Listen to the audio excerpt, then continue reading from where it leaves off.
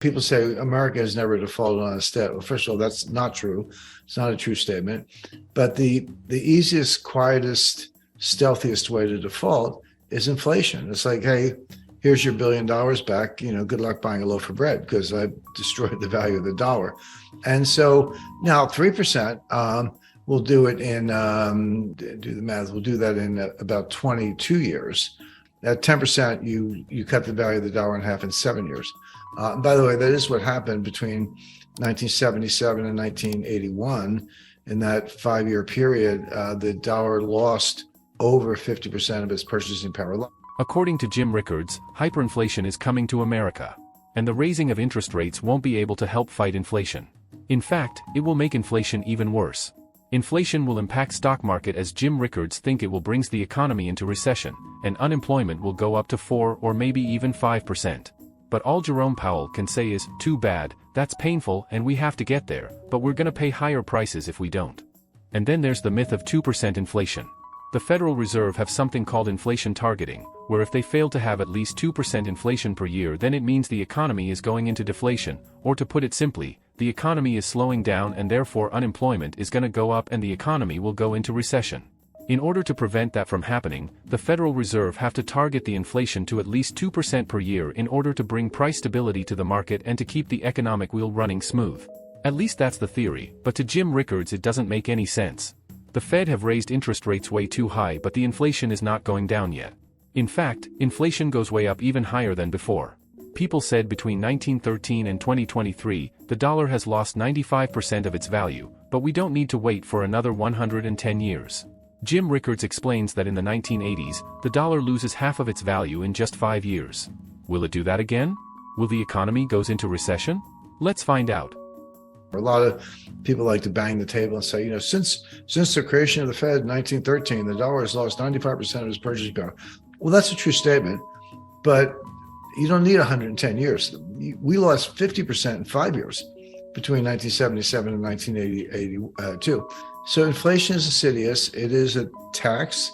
It is a form of theft. But like the kid with the mother's wallet, if you keep the theft, in small little bites, but do it long enough, you can get the whole thing and no one will notice. So they say we want 2% because we want to be able to cut if we have to. But the real reason is we want to basically erode the value of the debt and erode the purchasing power of the dollar in ways that you don't notice. And they can be very patient. That's how they do it. But to your point, Addison, well, hasn't the Fed been raising interest rates? Yes, but real rates are still negative. So if inflation's 9 and the Fed's at 2, the real rate is -7. That's a really, really low interest rate. And if you say, okay, inflation's come down to 6 and the Fed's up to 4, about 4.5 right now. So the real rate is now -1.5 in my example. Well, that's a lot less than 7. But still a negative real rate. We are not in the world of positive real rates. So then the question is, okay, how is the Fed doing at getting inflation to the target, the 2% we talked about, and explain why that's their number. And this says a lot about what's going on in the stock market right now, because you go all the way back to August 26, 2022. That was Jay Powell's Jackson Hole speech.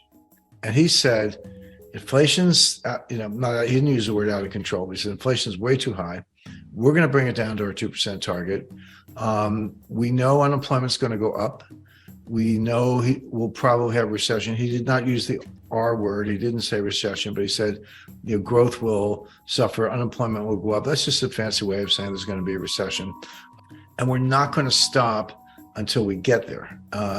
And so in other words, too bad, unemployment's going to go up to some number, I don't know what, 4 or 5%, which is pretty high. It's right now it's 3.4, I believe, the lowest since 1969. So unemployment's going to go up. The economy's going to go into recession, but too bad. That's the price we all have to pay to get inflation down under control. And the way to 2%, in other words, and the way Jay Powell rationalizes this, he said, yeah, that's painful, and we're going to pay a high price to get there, but we're going to pay a higher price if we don't. If we don't get to 2%, and we let this thing spiral out of control and we even stay at 4 or 5% for a prolonged period of time, that the economic damage from that in terms of lost investment, misallocation of capital, basically people losing money on their investments, is going to be much higher than maybe a short recession. Here's the interesting part. Jerome Powell scares the market with 6 speeches. He said the same thing again and again. We need to get to 2% inflation, which means raising the interest rates even more, and therefore we're going to have a recession and unemployment is going to go up. With the Fed being hawkish, the market should go down. Instead, the market got rallied because they believe inflation is going to go down soon.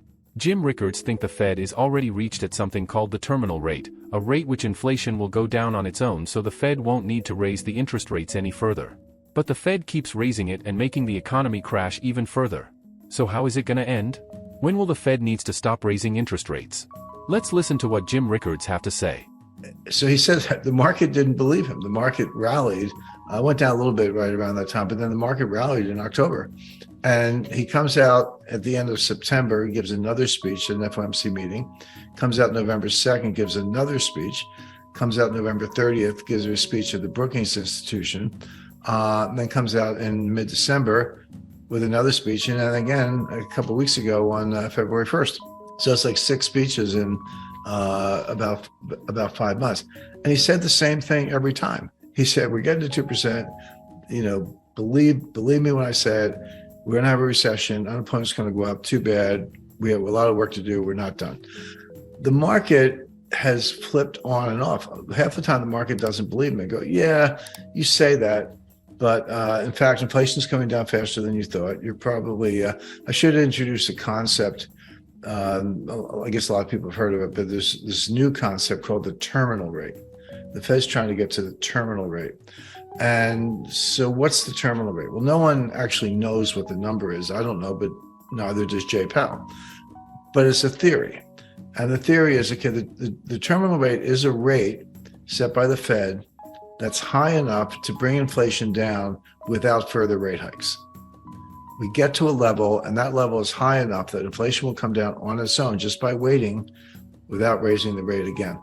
And the conundrum, I hate to use that word, but it is a conundrum. The conundrum the Fed faces right now is they have been raising rates and inflation has been coming down. Those two things are true.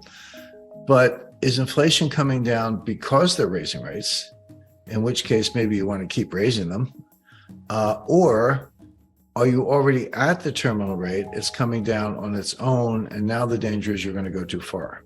And that's the debate with Wall Street. And so Wall Street is sort of leaning to the view, now you're probably already at the terminal rate. Inflation's coming down. You need to back off. You need to stop and probably pivot. This was the famous word for the last 6 months. The pivot means you're actually going to have to cut rates because you have gone too far and you're going to cause a pretty bad recession. And so the expectation as recently as December was that the Fed would pivot around March or April. They would raise in February, maybe March, but pretty quickly after that, they would cut rates. And if the Fed's cutting rates, buy stocks. It's typical Wall Street analysis. It always ends with buy stocks, particularly tech stocks.